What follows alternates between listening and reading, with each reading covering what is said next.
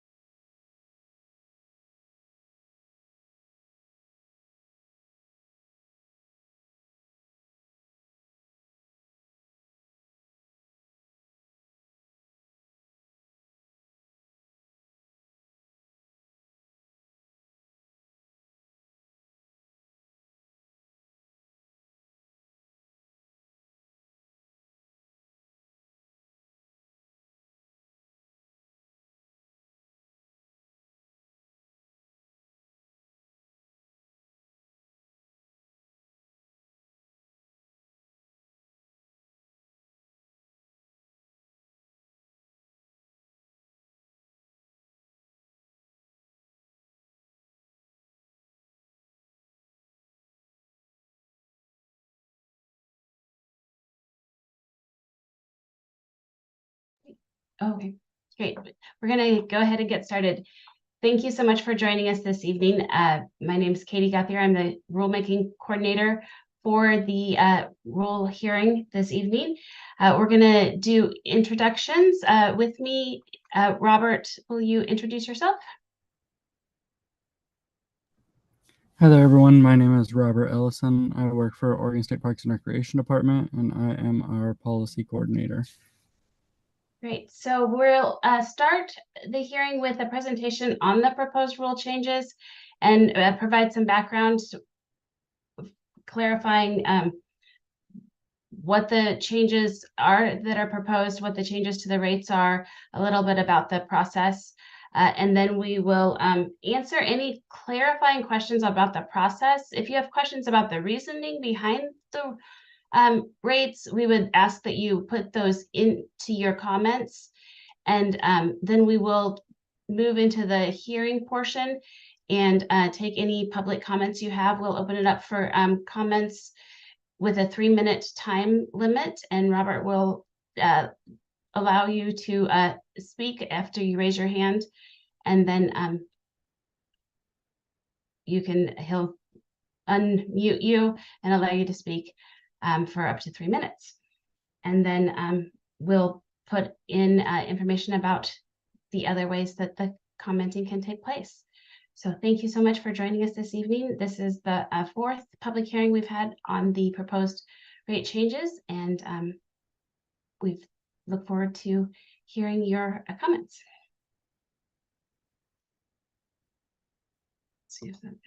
So a little bit about the background of the proposed rule changes. In 2017, House Bill 2318 passed that provided flexible fees, the ability for flexible fees for OPRD. It went into statute in ORS 390.124-2A. It allows the OPRD Commission to set rates or to set rate ranges that then the director can change rates within those ranges up to 4 times per year. The rate ranges were first adopted in 2018 and then implemented as part of our budget in 2019.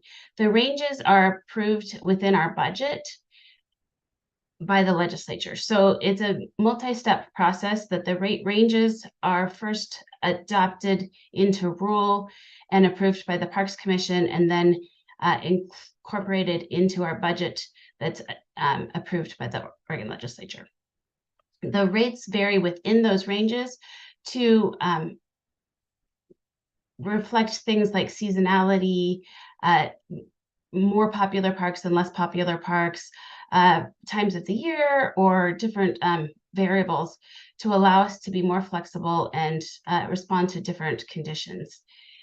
The rate ranges that were initially set, the intent was to look at around a 3 biennium or 6-year timeframe, and we're starting to hit some top ranges, some of the top of some of those rate ranges. Some of them were more narrow than others.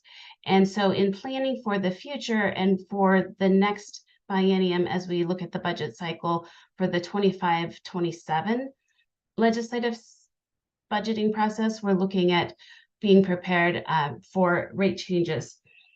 With the increase in inflation, operations and maintenance costs, and employee costs, we want to make sure that there's room to absorb those additional costs. So the rate ranges that I'm going to walk you through look at the current costs that we're actually charging, and those form the bottom of the rate range. And then we take the top of the current rate range, and for the most part, we're proposing a 30% increase to that top range. There are a few changes, and then in addition to that, there are some areas where we're adding new categories, where we have new types of sites and new amenities. So we'll go through each of those, and I'll give you some more information as we go through them. In here we have in this first gray column is the current rate that we're charging. It does vary by season, so this is kind of the average.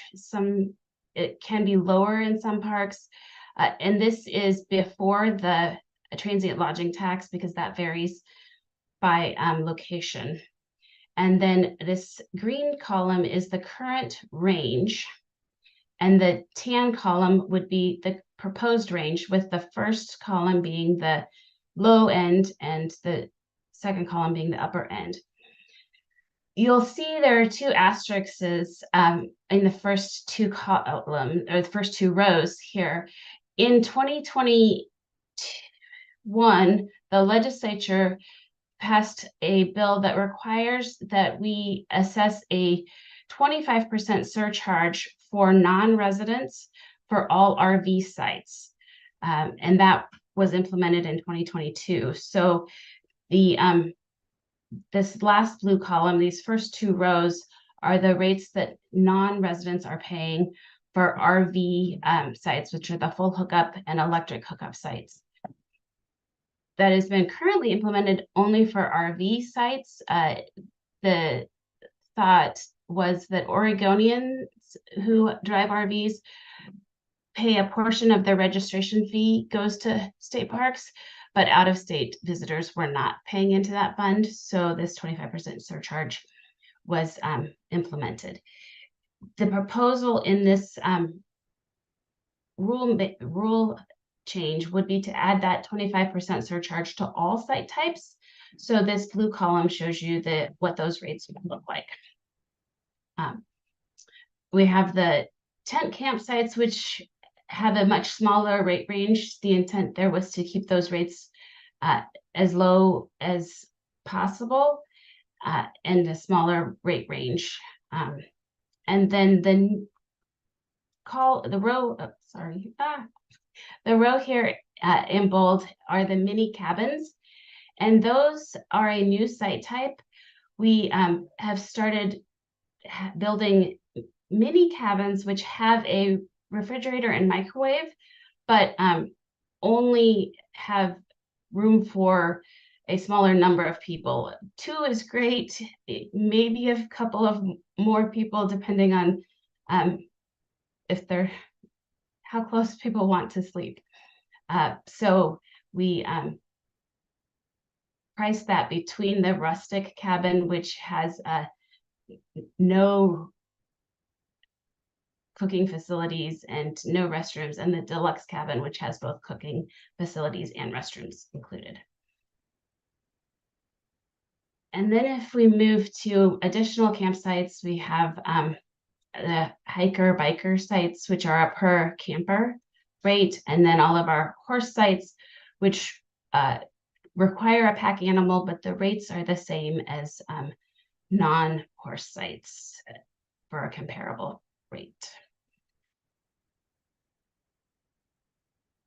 And then moving to amenities, currently the extra vehicle in a campground has a rate of $7. We're proposing creating a rate range for that amenity, and that would be a $10 to $15 rate range. And it's the same thing for motorcycles, but there could be 2 motorcycles per, and currently we do allow 2 motorcycles per fee. Boat moorages, there is one. Most campgrounds, if you're going to have a boat in the facility, you have to also have a campsite. We have one place where we don't have a campground, but we do have a boat moorage.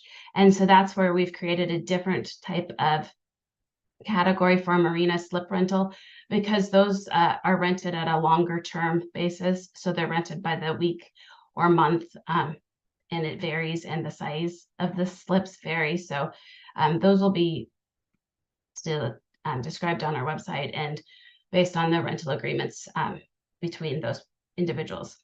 Showers are currently, for individuals who are camping, they are free and they will remain free. But for some of our sites, they do allow individuals who are not camping to pay for a shower. It's not available at all parks. It depends on the resources that are at that park. Sometimes it's the water availability, staffing, or the design of that park, whether they can accommodate that. Currently, it's at $2 per person. The proposal would be to create a rate range of $5 to $10.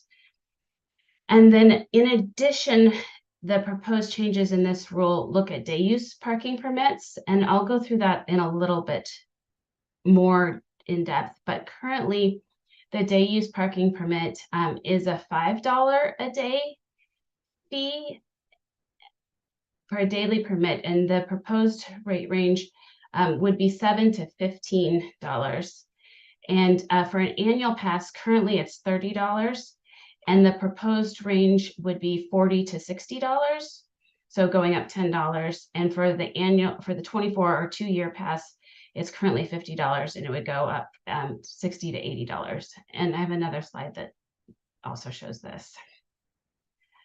For group facilities, they're currently, for group picnic rentals, there's a current rate of $50. This would create a rate range, 50 to 200, and creates a new category for picnic shelters that have utilities. So it separates out those that are just a covering or a grassy area versus those that have water and or electricity that are included. The youth camp is being removed because we don't rent that through the reservation system. It's through a lease agreement. So it's being removed from the rules. And then the Shampooey, we're adding Shampooey to Pavilion because that's the only place where we have a pavilion. And currently it's rented as two separate buildings. So the rate range represents two buildings and we're combining it into one rental. So the rate looks like it's a bigger jump, but it's because there are actually two buildings that are rented at the same time. So it's an indoor building and an outdoor covered pavilion area. And then the Shore Acres facilities, there are a number of, what looks to be a number of changes. The intent really is to simplify the descriptions based on how the packages are currently rented. The descriptions are around what facilities are rented. And if someone goes to Shore Acres and works with them to rent, they provide a lot more detail than we provide in rule. But the packages are described here in hopefully more clarity than they were prior. So it doesn't change what was happening. There is a little bit of an increase, but not in the past. You had to serve multiple of these, so the amounts were added together to make these packages. So this just describes them as the packages that they're currently rented as. The day use parking permit, I talked about the changes in the fees, and it's really to look at day use parking permit fees are intended to help manage the use of park areas. So there are proposed changes in the rates. And in addition, currently there are 26 parks where a parking permit is required. The proposed rule change would eliminate the named parks and instead have the state parks director determine where a parking permit would be required. That would be done on an annual basis and posted on the website so that there could be more adaptive management based on the needs of the agency to utilize day use parking permits as a tool for managing park use and visitor demand.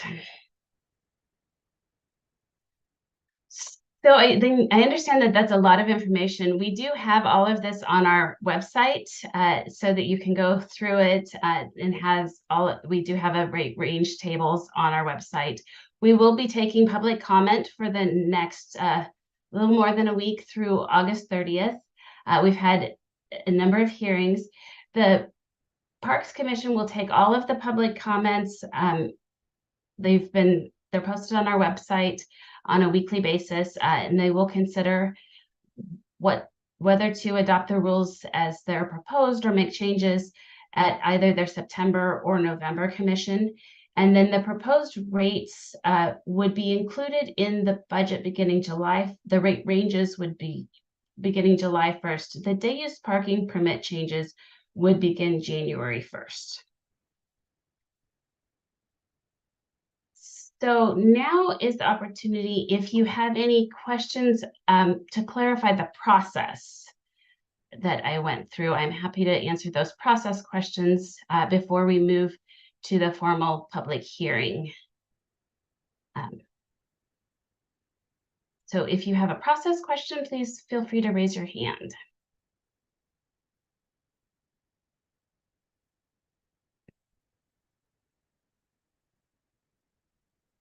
Okay, so the process for the hearing, um, this is an opportunity to provide public comment. There's no decisions that are made at this hearing, but we will allow anyone to make a public comment.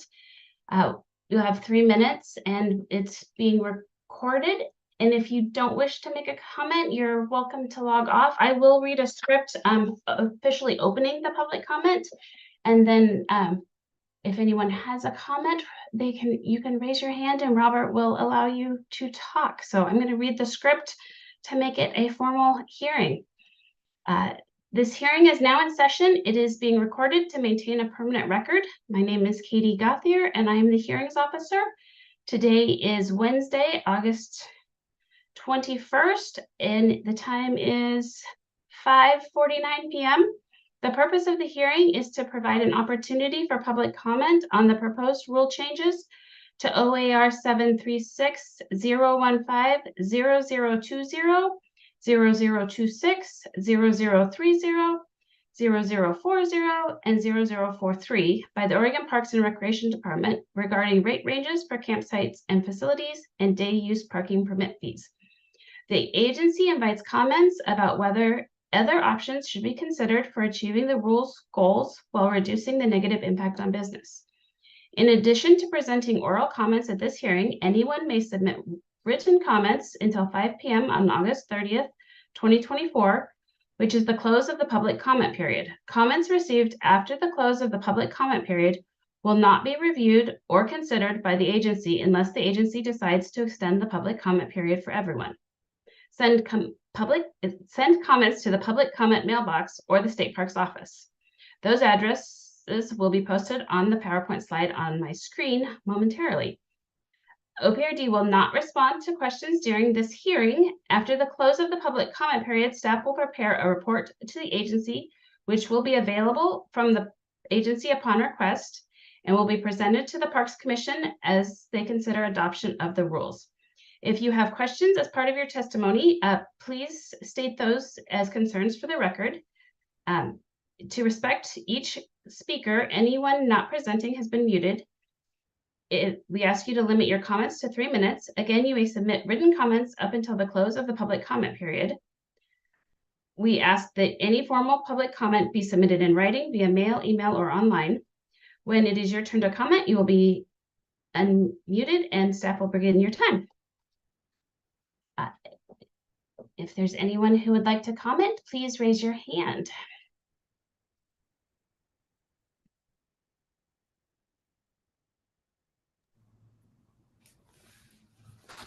Okay, we will start with Philip Johnson. I'm going to go ahead and unmute you, Philip, and I will start the timer once you begin talking.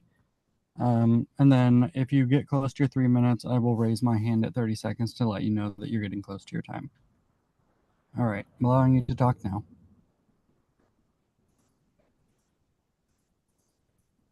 Can you hear me now?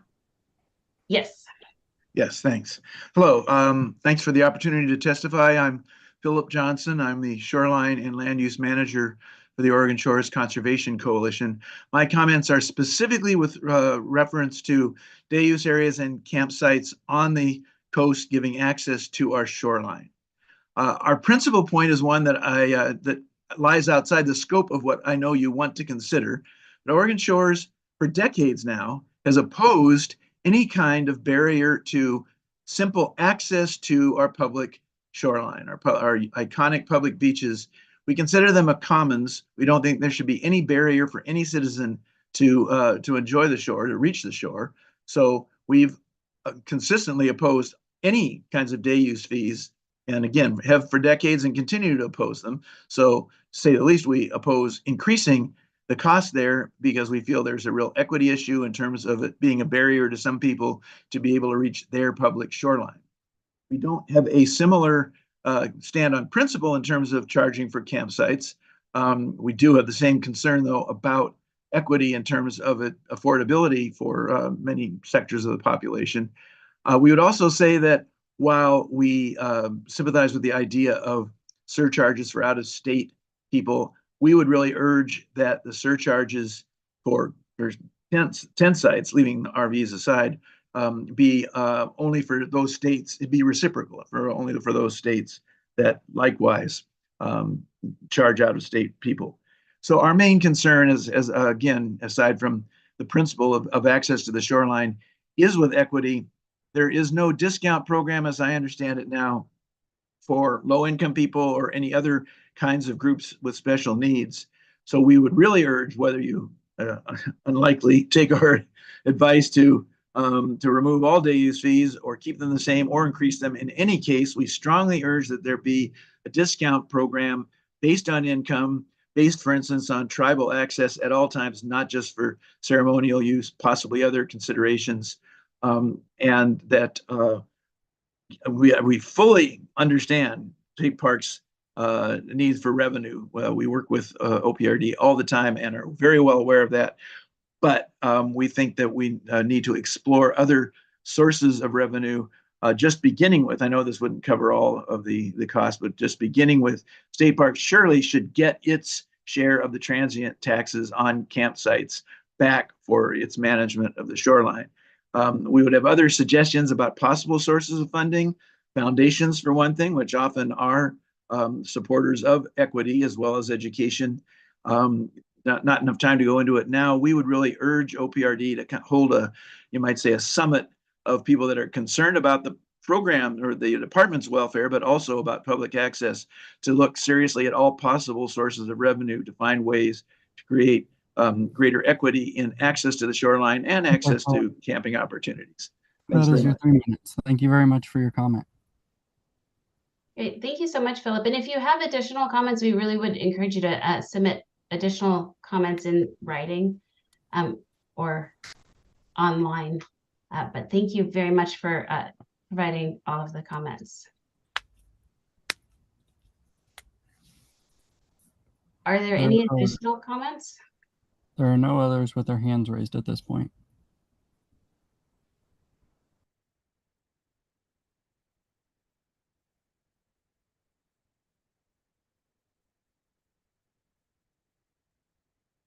Okay, well, thank you all for taking the time out of your evening to listen.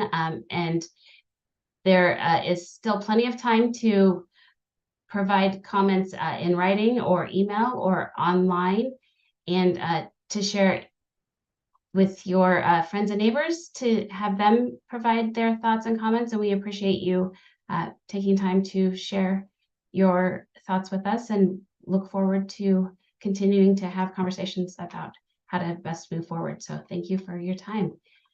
We will continue this conversation. And that concludes our hearing.